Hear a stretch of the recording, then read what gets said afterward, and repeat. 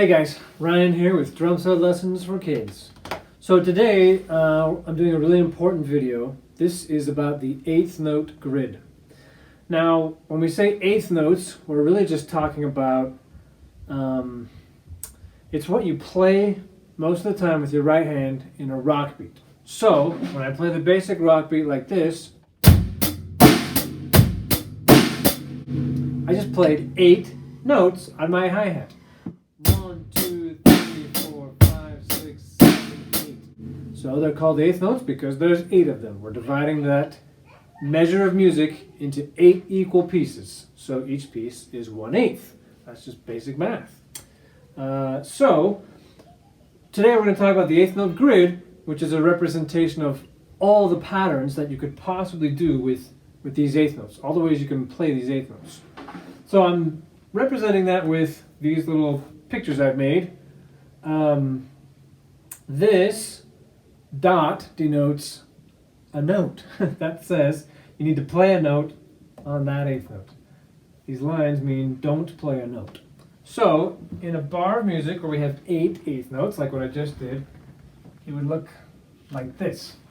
1, 2, 3, 4, 5, 6, 7, 8.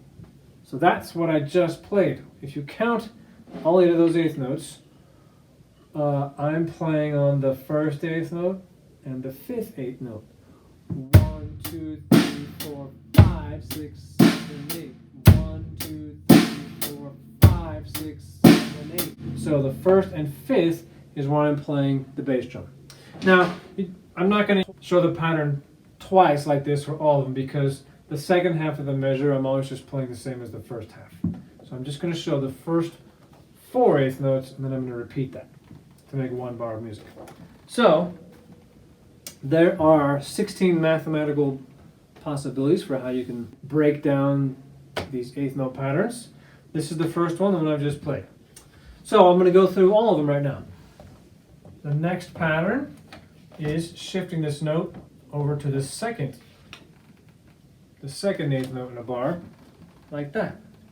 So it sounds like this. 2, 3, and 4, and...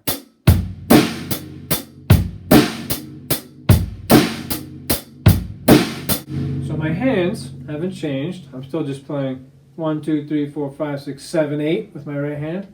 And my left hand is still not changing. It's still just playing on 2 and 4.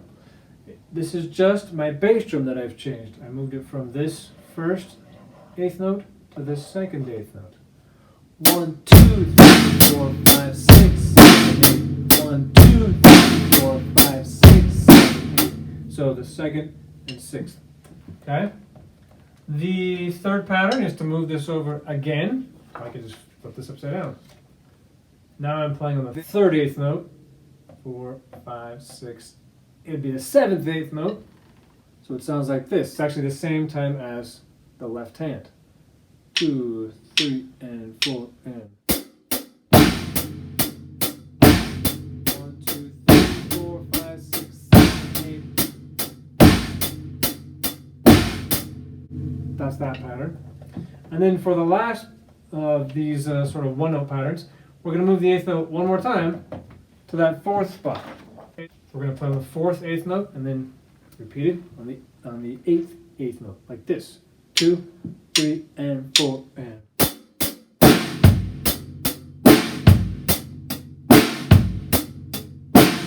1, 2, 3, 4, 5, 6, 7, 8. 1, 2, 3, 4, 5, 6, 7. Okay?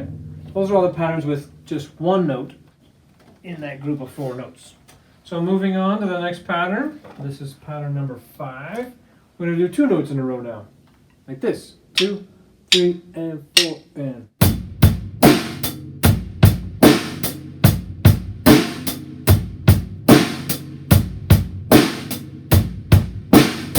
Then we're going to shift those 2 notes over like this.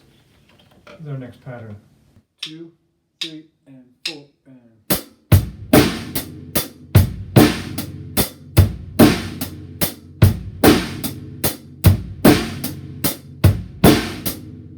Alright.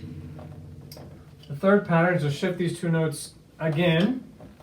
So we can do that by just taking this and turning it upside down. Sounds like this. 2, 3, and 4, and.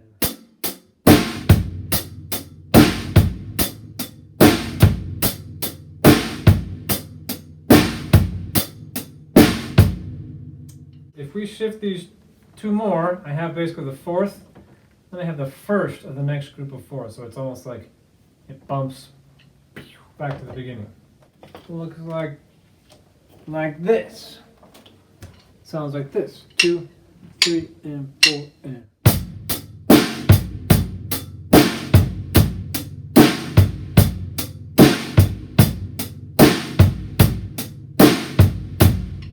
You can hear a lot of these are great rock beats, and they're used in a lot of songs. There are two more two-note patterns where we have two notes played in a group of four. This is one of them, the first and the third note. Sounds like this. 2, 3, and 4, and.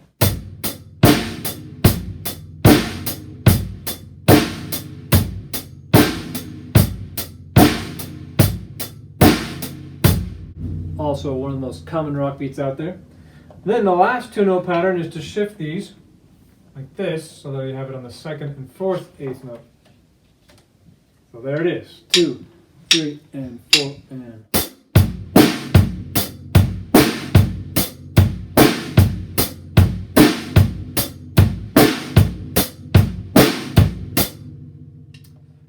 Moving on, that's 10 patterns we've done so far. Moving on to pattern 11. So now we're into our three-note patterns. There are 4 of these. Here's the first one. 2, 3, and 4, and.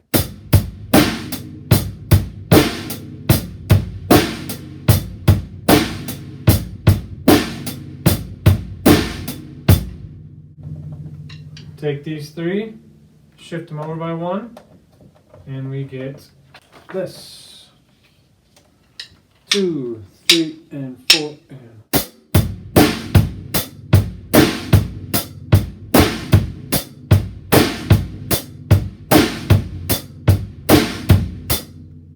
Alright.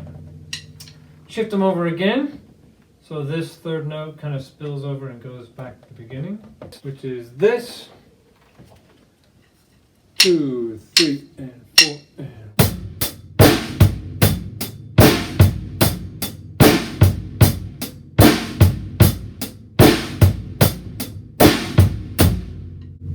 Last one, shift them over again, which is this. 2, 3, and 4, and.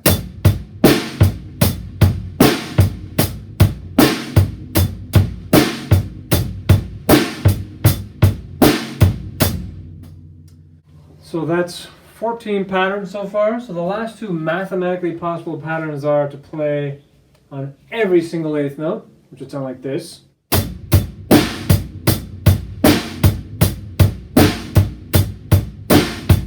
Or to play on none of them. So I didn't make a card for that. You don't need to practice that. It would just sound like this.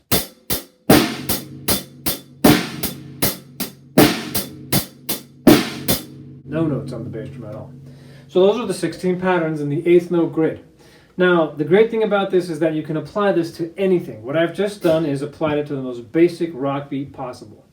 If I played all those patterns with just moving my right hand over to the right cymbal, it would sound a little bit different for the purposes of a song. If I was playing with a band and I was playing pattern number 8 on the hi-hat and switched over to pattern number 8 on the right cymbal, it might sound like two totally different things even though it's the same rhythm. So here's an example, pattern number 8. Here's pattern 8.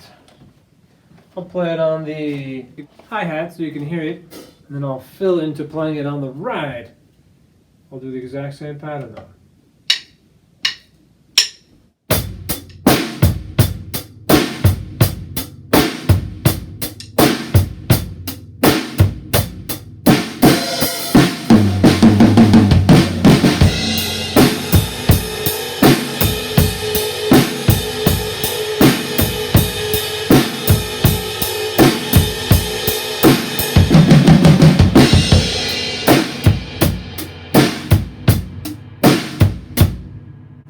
So that was all just using this one pattern in the bass drum. with my fills and stuff. But I switched from using my right hand on the hi-hat to my right hand on the ride cymbal. Gives it a whole different flavor. You could change it up by doing other things. If I added in some more left hand notes, it would make it interesting. I could apply this pattern to something else. I could apply it to my right hand.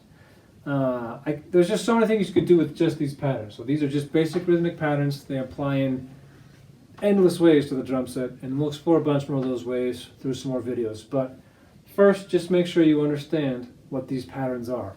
Now there's a link in the description here to a PDF I created. It's an actual musical score that shows not these dots and lines, but the actual notes, what it looks like in a bar of standard music notation. So you can click the link, go to the score that I created and download that and print it so you can see it and you can remember what these patterns are. Please let me know if you have any questions. Good luck practicing and take care. Thanks, guys.